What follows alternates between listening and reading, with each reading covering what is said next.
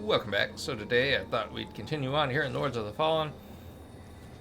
Go on here from our vestige of Ranik. Right now we don't have any vestiges other than this opened up, so we can't really warp. But we will get the opportunity to be able to do that here pretty soon, so go ahead and continue on.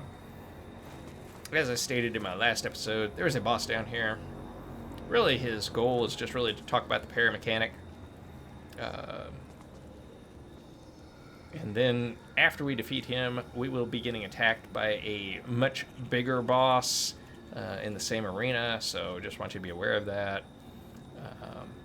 I wouldn't try and kill him right then and there. I mean, you certainly can, but he's kind of important to some of the,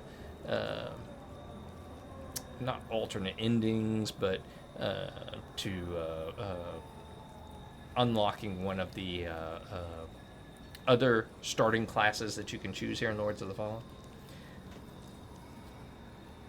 So I would not kill him right away. So we'll go ahead and pick this up. It's a journal and a map of Mornstead. The maps on this game are absolutely totally useless.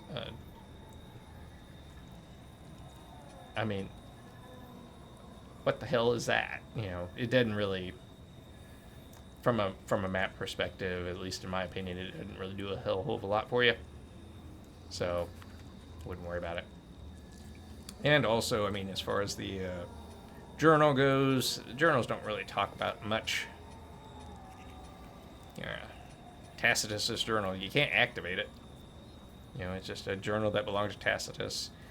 You know, eventually ventured into Mornstead, only to never emerge. So, woo. Alright, well, anyway, let's go on down here. We'll go meet the first boss, go parry him a bit. Okay, here you are, buddy. How you doing? So to parry, that's... Whoa. As you can see, his meter is going down slightly, so let's...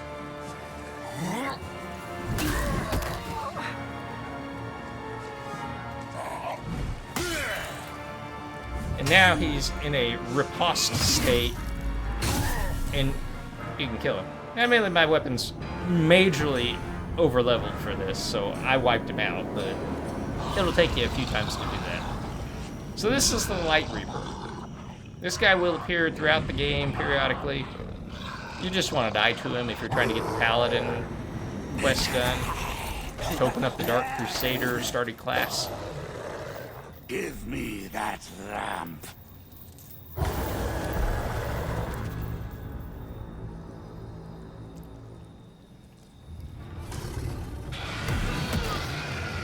So if you're looking to die to the guy, I always would just suggest just going Umbral immediately. Because when you die in Umbral, that's when you really die, so. I'm just going to go ahead and die real quick. Because we just want to progress the game.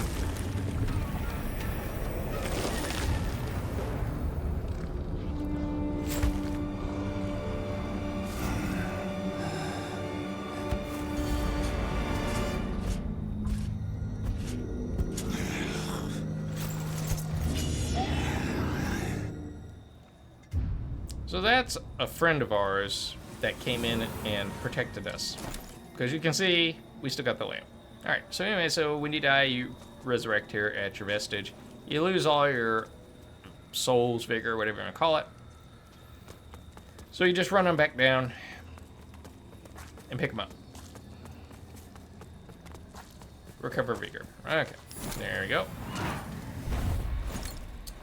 Just to show you, there is a thing called a Vigor Moth. You can activate that, and when you die, you will keep your Vigor. You'll respawn at the vestige with your Vigor, and everything will be fine. So definitely make use of those if you want to. For some reason, I don't know why, but every now and then, it's a good idea just to clean this quick access thing up, because I don't know why put some of that stuff on there, but it just does. So, just a note. Oh, when you do kill Light Reaper, do come back here because there will be a stigma right here that you'll need to get. Also, you know, just do a quick look whenever you defeat a boss. Just make sure there's no stigmas, because sometimes the bosses will have a stigma that you need to activate to get the remembrance from that boss. Pieto is the first one that really does that, so I'll show you that. But that's how you get your boss weapons. It's not like you turn in a boss soul or anything like that. You just turn in the remembrance. But in order to get the remembrance, you have to go and activate the stigma. Otherwise, you're not going to get access to it. Okay, so having said all that, I'm going to walk up here. You're going to see there's an item way over there. How do we get there?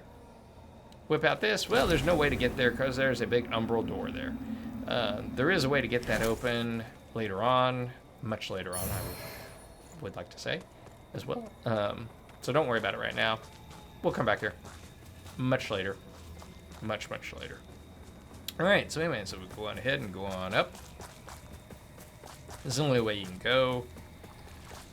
All right, so this, you see he's got a blue bar. So that means he has an umbral bug right there. See that? So that's protecting him. The blue means he's protected. You can't hurt him. So here, let me try and hurt him.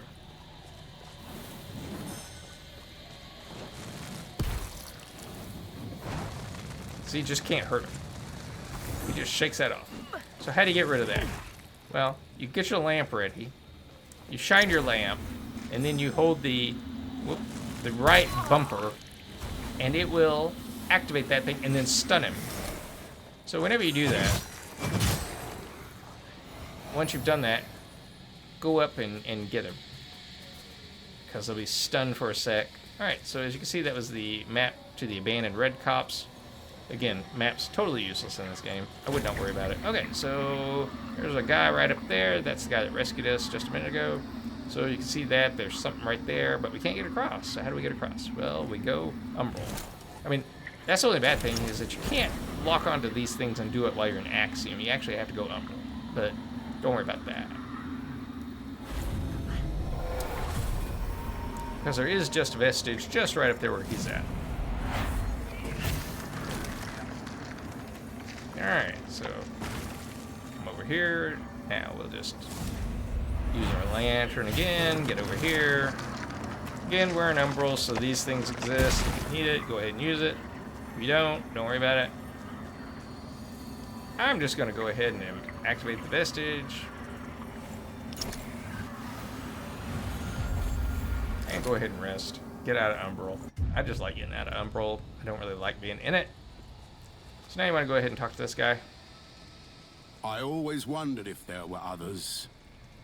You're probably thinking that lamp's just a tool to be used as you see fit.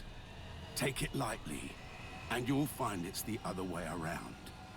Mark my words. So keep talking to all the NPCs that you can. I don't know who you are, and I don't care. But since it seems a deer has you marked, making you a bigger threat to the Rogar serves us both. I've defied the wills of gods and kings. If you know any kind of freedom, you'll do the same. Okay, so he's repeating himself, so that means that you've completed his dialogue. So always make sure you get him to repeat at least once. That way you know for sure that you completed their dialogue. As you can see, he's got one arm that looks normal, and he's got one claw hand that's kind of skeletal. Kind of odd. But this is the next vestige that we have come across. Obviously, it has not taken a long time from there, but we're going to go ahead and stop now, because I think, especially early on, it's good to just do it from vestige to vestige. So that's what we'll be doing. But you know, if you have any questions, certainly feel free to drop them into the comments. I will be happy to try and answer them.